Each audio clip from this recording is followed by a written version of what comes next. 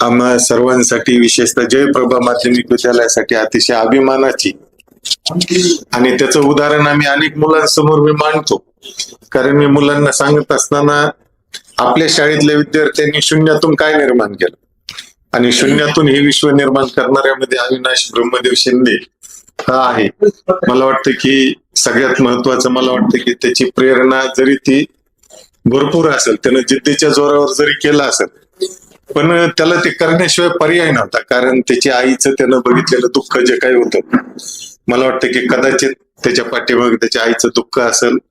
मला वाटतं त्याच्या फॅमिलीमध्ये त्याला वाटत होतं की आपल्या पाठीशी कोणी राहील किंवा नाही, आणि त्याच्यासाठी त्यानं जिद्दीनं, परंतु त्याच्या आईने त्याच्या पाठीशी उभं राहून जे काही आशीर्वाद दिले, त्या आशीर्वादाचं फलित म्हणजे आज हा अविनाश आपल्या समोर सर्वांसमोर उभा आहे.